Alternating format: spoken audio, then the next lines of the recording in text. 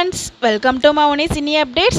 அப்பாடா, இனிமேல் இந்த 8 மாதம் இருக்குது 7 மாதம் இருக்குது அப்படிங்கிற கணக்கு வந்து நம்ம விஜய் காவிரி 2 பேருமே சொல்ல மாட்டாங்க. ஸோ நம்ம மனசில் இருந்த ஒரு விஷயம் வந்து பாரம் குறைஞ்சதுன்னு தான் சொல்லணும். ஏன்னா ஒரு நல்ல ட்ராக் கொண்டு போனால் அடுத்த நிமிஷமே பார்த்தீங்கன்னா நம்ம 7 மாதம் தான் இருக்குது 8 மாதம் தான் இருக்குது அப்படிங்கிற மாதிரி வந்து அவங்க மந்த்ஸ் கால்குலேட் பண்ணிட்டு இருப்பாங்க. இன்றைக்கி நம்ம காவேரி விஜய் கிட்ட சொல்லுவாங்க, இன்னும் 8 மாதம் தானே உங்க கூட இருக்க போகிற, அதுக்கப்புறம் நீங்கள் யாரோ நாங்கள் யாரோ அப்படின்னு சொல்லும்போது நம்ம விஜய் வந்து ஃபீல் பண்ணார்.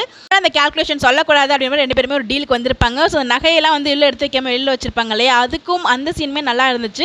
ஸோ இந்த கீயை நீயே வச்சுக்கோ அப்படிங்கிற மாதிரி சொல்லி அதை அந்த கீ கொடுப்பாங்க, நகையும் வச்சு வைப்பாங்க.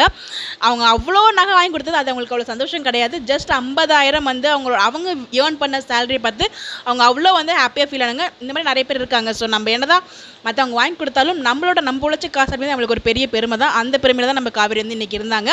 காசு அவங்க அம்மா கிட்ட போய் 25,000 கொடுக்குறாங்க. ரிமைனிங் 25,000 பார்த்தீங்கன்னா கங்கா கிட்ட கொடுக்கணும் அப்படிங்கிற மாதிரி சேர்த்து வைப்பாங்க நினைக்கிறேன், அந்த கடனுக்காக கொடுக்கணும் அப்படின்னு சொல்லிட்டு.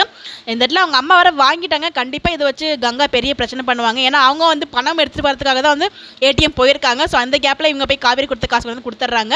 இந்த இடத்துல அகைன் சித்தப்பா எனக்கு பல்ப் வாங்கினாரு.